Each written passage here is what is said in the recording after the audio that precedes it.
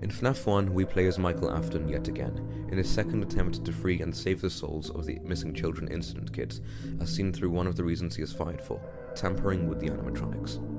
The animatronics in this game are possessed by the souls of the original MCI victims from 1983, as these are the same animatronics they were stuffed into. Maybe not the exact same, but they do have at least parts of the original pre-withered animatronics in them, causing them to still be possessed by the original MCI victims.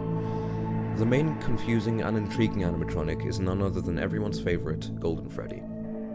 He doesn't seem to be an entity who appears as often and as usually as the other four, as he appears either through summoning him through a trick with a poster in the West Hall corner, seen through camera 2B, or through setting the animatronic's AI to 1, 9, 8, and 7 in the custom night menu, getting you instantly killed and jump-scared by Golden Freddy.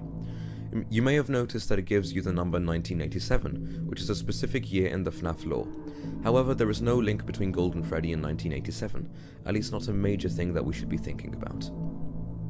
There are some things to point out about Golden Freddy though. First of all, his iconic phrase, "It's me," which is always displayed on the screen before he attacks and when he appears.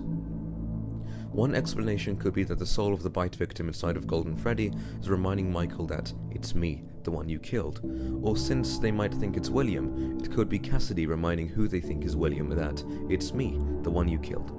The phrase is also linked to some others throughout the game, for example Foxy's sign in FNaF 1, however the phrase tends to be linked to Golden Freddy most of the time. Now let's talk about something that I mentioned before, the newspapers that we see in FNaF 1. These contain some information about things like the MCI and more. Let's read and analyze all of them. Kids vanish at local pizzeria. Bodies not found. 2 local children were reportedly lured into a back room during the late hours of operation at Freddy Fazbear's Pizza on the night of June 26th. While video surveillance identified the man responsible and led to his capture following the following morning, the children themselves were never found and are presumed dead. Police think that the suspect dressed as a company mascot to earn the children's trust. This is talking about the first 2 victims of the MCI of 1983, and the killer, William Afton, dressing up in a mascot costume, this being Spring Bonnie. 5 children now reported missing. Suspects convicted. 5 children are now linked to the incident at Freddy Fazbear's Pizzeria, where a man dressed as a cartoon mascot lured them into the back room. While the suspect has been charged, the bodies themselves were never found. Freddy Fazbear's Pizza has been fighting an uphill battle ever since to convince families to return to the pizzeria. It's a tragedy. This next article talks about the full MCI of 1983, stating that all the victims have been reported missing. William Afton is here being charged, but as we later find out, he isn't found to be guilty, even though he most certainly is. Local pizzeria threatened with shutdown over sanitation.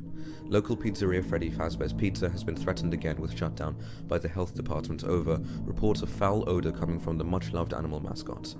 Police were contacted when parents reportedly noticed what appeared to be blood and mucus around the eyes and mouths of the mascots. One parent likened them to the reanimated carcasses. This newspaper is reporting the smell and of the rotting bodies of the MCI victims. Local pizzeria set to close by year's end.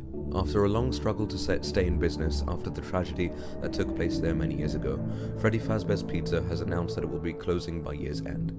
Despite a year-long search for a buyer, companies seem unwilling to be associated with the company. These characters will live on, in the hearts of kids. These characters will live on. CEO. This last newspaper article, unlike the others which were about the original Freddy's, is about the current 1993 location. It states that the place will be shut down by the end of 1993. Something to learn from the first newspaper is that it seems that William Afton killed 2 of the kids before the rest, meaning the MCI didn't all take place at the same time. One of these 2 victims is most probably Susie, as heard through Withered Chica's line, "I was first. I have seen everything."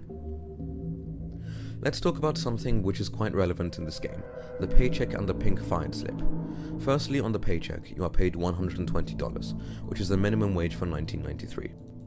Not surprising that Fazbear Entertainment is paying minimum wage. Secondly, the "you're fired" slip has 2 reasons as to why you're fired. The first one is tampering with the animatronics. This further reinforced how Michael Afton is Mike Schmidt and the protagonist of the game, as he attempts to free the souls through tampering with the animatronics. The second point, odor, is a very controversial point. I will list the different things people think the odor is. Firstly, some people think that it's a random reason added by Fazbear Entertainment due to them firing people for no reason. Others believe that it's due to Michael Afton's rotting from FNAF's sister location after being scooped by Annette and injected with Remnant.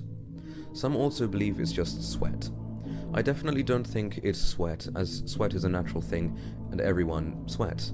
I believe that it's either Fazbear Entertainment coming up with invalid reasons or Mike's rotting from sister location, mostly leaning towards the rotting.